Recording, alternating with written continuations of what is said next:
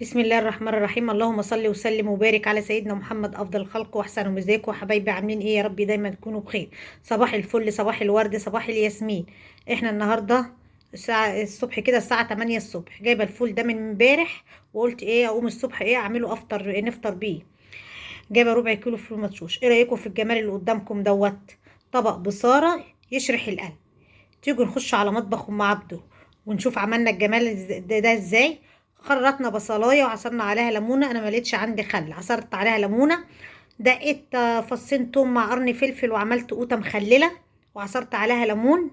وعيش البلدي بتاعنا الجميل دوت. ايه رايكم؟ فطار زي العسل. يلا ندخل على مطبخ ام عبده نشوف عملنا الحلاوه دي ازاي. يلا بينا. هعمل النهارده معاكم اكله بسيطه وسهله، متاخدش وقت، وموفره واقتصاديه وفي نفس الوقت مغذيه. هي هتحتاج كميه البصل ديت. شايفين كميه البصل دي؟ همسكها اخرطها في الحله ونشوف مع بعض احنا هنعمل ايه النهارده. ادي يا حبايبي خرطت البصله وحطيت كميه الزيت اللي انا هحطها لها. هسيبها بقى لما تحمر، تدبل كده وتدخل في التحمير. اللهم صل على النبي. حبايبي ادي البصله دخلت في التحمير اهي. طبعا انا عايزاها اللون الذهبي الاصفر الحلو بتاعنا ده. وطبعا انا ما حطيتش عليها ملح عشان ما تنزلش الميه بتاعتها.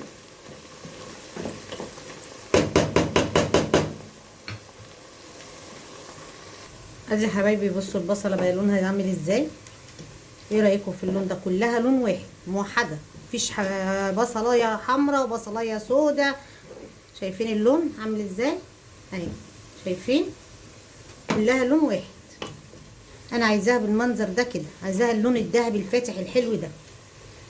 هفضي بقى البصل ده كله كده في قلب المصفى عشان يصفي الزيت بتاعه.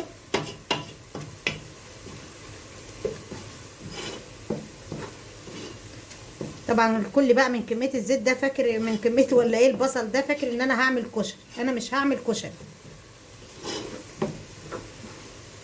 ايدي كده فيها عشان ما تتحرقش شويه. ايه رايكم في الجمال ده؟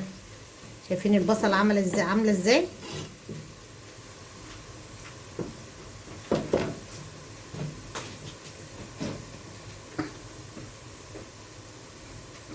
انا بقى كده هصفيها ونرجع ايه نشوف هنعمل ايه. طبعا في نفس الحله، ما غسلتهاش طبعا، برضو بنفس الحله بالمكان البصل والزيت. حطيت حبه ميه. شايفينها دي؟ ما شاء الله لون البصله بتاعتي عامل ازاي. حطيتها في المصفى تصفر من الزيت، وهسيبها بقى لما تغلي الميه ونشوف هنحط ايه في قلب الميه. طبعا الميه غليت، ودي حزمتين كزبره خضراء غسلاها ومنقياها حلو، مقطعاها كده تقطيع عشوائي. طبعا انا لما كده حطيت الخضره في الميه انتوا عرفتوا ان انا هعمل ايه. كده انتوا عرفتوا انا هعمل ايه. انا هعمل، اللهم صل على النبي، ايه ده؟ الطبق الايه الراعي الرسمي بتاعنا. هعمل طبق بصاره مغذي وفي بروتين، وكتير قوي من الجيل الايام دي ما تعرفش يعني ايه بصاره. يا طبق حلو كده ومغذي وجميل، وتحبي تاكليه كده. كده انا غسلت كنت منقيه الفول وغسلاه ونقعاه، ضفته على الميه والكزبره. دي كزبره خضراء، ما احبش، ما بتبقاش محتاجه غير كزبره خضراء بس. ما تحطش عليها بقدونس ولا شبت. ودولت 4 فصوص توم كده او 5. وهسيبها ايه تستوي ايه مع بعضيها. هسيبها تستوي ايه مع بعضيها. هحط لها ريحه ملح كفايه كده عشان لو احتاجنا.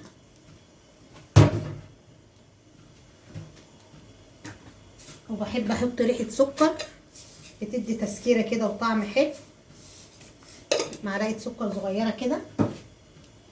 هسيبها ايه تستوي كده يا حبايبي. انا هعمل ايه قطيتين مخللين، ودقه فصين توم مع قرن فلفل احمر مع قرن فلفل اخضر كده، ودقهم دقه حلوه. وحط لهم ريحه كمون وعصر عليهم ايه ليمون. وهمسك القوطه كده بالمنظر ده كده، اشيل القمع ده كده كده اهو. بسم الله الرحمن الرحيم. اهي، وهفتحها كده اهي.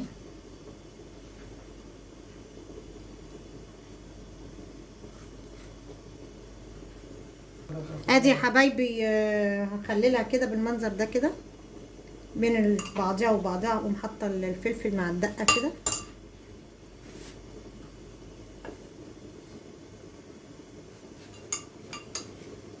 كده اهو.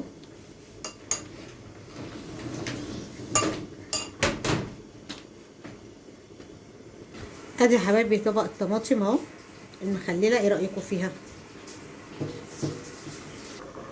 ادي يا حبايبي دخلت في السوا هي، اللهم صل على النبي اهي. 5 دقايق وهطفي ايه عليها.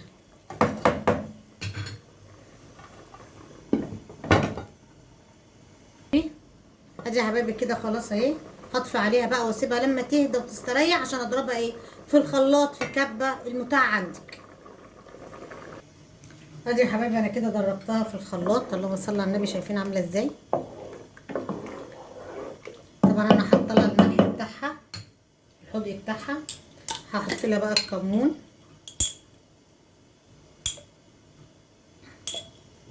حبه كمون كده حلوين. طبعا ده الزيت ايه اللي اتصفى من كان تقليه البصل، هفضيه كده.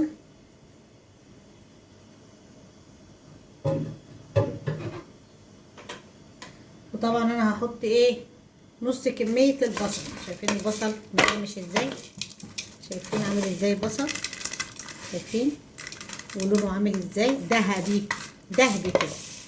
هحط في ايه نص كميه البصل عليها.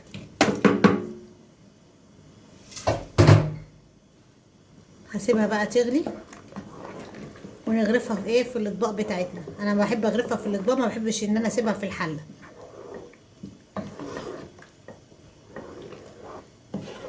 انا اختي طالباها مني بقالها شهر، كل يوم تقول لي عايزه اكل بصار، عايزه اكل بصار. قلت لا، اعملها لها بقى لا يكون نفسها فيها يجرى لها حاجه ولا بتاع، اشيل ذنبها.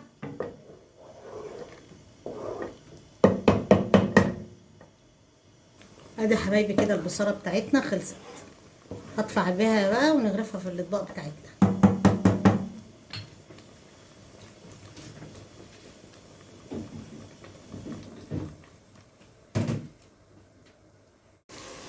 اللهم صل على النبي. حبايبي ادي البصله دخلت في التحميره اهي.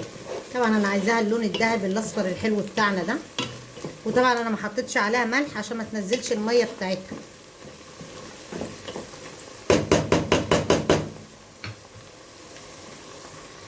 ادي يا حبايبي بصوا البصله بقى لونها عامل ازاي. ايه رايكم في اللون ده؟ كلها لون واحد موحده، مفيش بصلايه حمراء وبصلايه سودا. شايفين اللون عامل ازاي اهي؟ شايفين كلها لون واحد. انا عايزاها بالمنظر ده كده، عايزاها اللون الذهبي الفاتح الحلو ده. هفضي بقى البصل ده كله كده في قلب النص عشان يصفي الزيت بتاعه.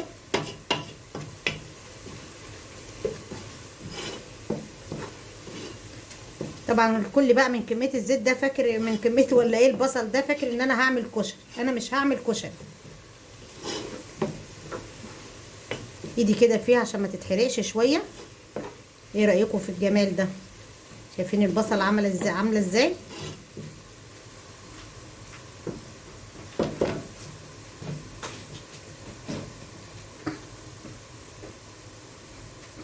انا بقى كده هصفيها ونرجع ايه نشوف هنعمل ايه. طبعا في نفس الحله ما غسلتهاش طبعا برضو بنفس الحله بمكان البصل والزيت. حطيت حبه ميه. شايفين ادي ما شاء الله لون البصله بتاعتي عامل ازاي. حطيتها في المصفى تصفر بالزيت. وهسيبها بقى لما تغلي الميه ونشوف هنحط ايه في قلب الميه. طبعا الميه غليت. ودي حزمتين كزبره خضراء غسلاها ومنقياها حلو مقطعاها كده تقطيع عشوائي. طبعا انا لما كده حطيت الخضره في الميه انتوا عرفتوا ان انا هعمل ايه كده. انتوا عرفتوا انا هعمل ايه. انا هعمل اللهم صل على النبي ايه ده الطبق الايه الراعي الرسمي بتاعنا. هعمل طبق بصاره مغذي وفيه بروتين وكتير قوي من الجيل الايام دي ما تعرفش يعني ايه بصاره. يا طبق حلو كده ومغذي وجميل، وتحبي تاكليه كده. كده انا غسلت كنت منقيه الفول وغسلاه ونقعاه، ضفتهم على الميه والكزبره. دي كزبره خضراء، ما بحبش، ما بتبقاش محتاجه غير كزبره خضراء بس، ما تحطش عليها بقدونس ولا شبت. ودولت 4 فصوص توم كده او 5. وهسيبها ايه تستوي ايه مع بعضيها. هسيبها تستوي ايه مع بعضيها. هحط لها ريحه ملح كفايه كده عشان لو احتاجنا.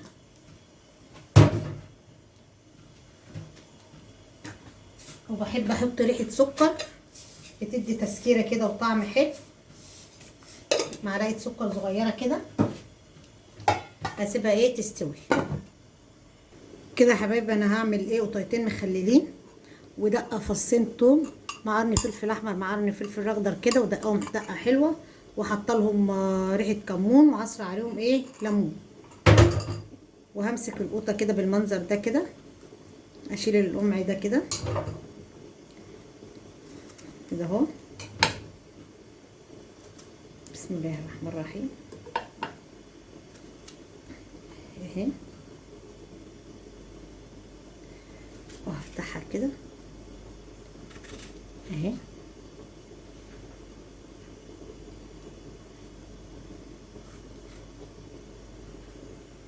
ادي يا حبايبي هخللها كده بالمنظر ده كده بين بعضها وبعضها. اقوم حاطه الفلفل مع الدقه كده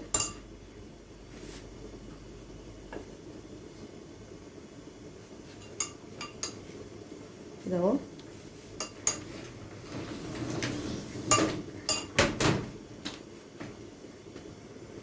ادي يا حبايبي طبق الطماطم اهو المخلله. ايه رايكم فيها؟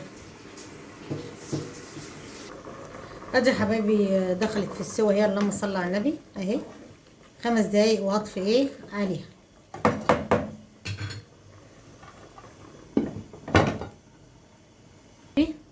ادي يا حبايبي كده خلاص اهي. هطفي عليها بقى واسيبها لما تهدى وتستريح عشان اضربها ايه في الخلاط في كبه المتاع عندك. ادي يا حبايبي انا كده ضربتها في الخلاط. اللهم صل على النبي. شايفين عامله ازاي؟ طبعا انا حاطه لها الملح بتاعها الحدق بتاعها. هحط لها بقى الكمون،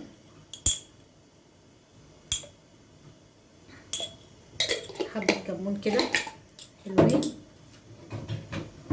طبعا ده الزيت ايه اللي اتصفى من كان تقليه البصل.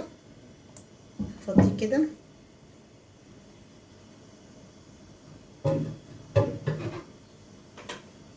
وطبعا انا هحط ايه نص كميه البصل. شايفين البصل مقرمش ازاي؟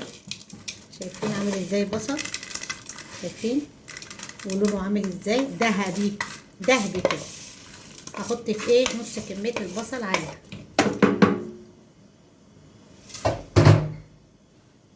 هسيبها بقى تغلي ونغرفها في ايه في الاطباق بتاعتنا. انا بحب اغرفها في الاطباق، ما بحبش ان انا اسيبها في الحله.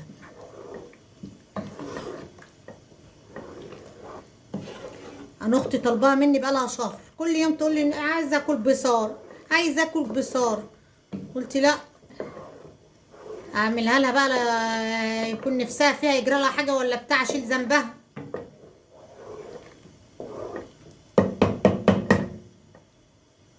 ادي يا حبايبي كده البصاره بتاعتنا خلصت. هدفع بيها بقى ونغرفها في الاطباق بتاعتنا.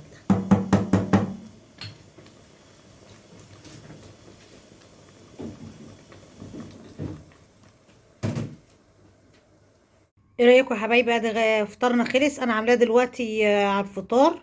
وهيفيق اللهم صل على النبي. ربع كيلو فول مدشوش عمل معايا 5 اطباق، الاتنين الكبار دول و3 ايه متوسطين. هنفطر وهنتغدى وممكن نتعشى كمان. ربع كيلو ب7 جنيه. والبصل كان في البيت والزيت كان كده كده في البيت. ايه رايكم في غدا مع فطار ام عبده وغداها النهارده؟ لو عجبكم طريقه البصاره بتاعت ام عبده ما تنسوهاش باللايك والشير والاشتراك وفعل الجرس عشان يوصلكم كل جديد من ام عبده. مع الف سلامه يا حبايب قلبي.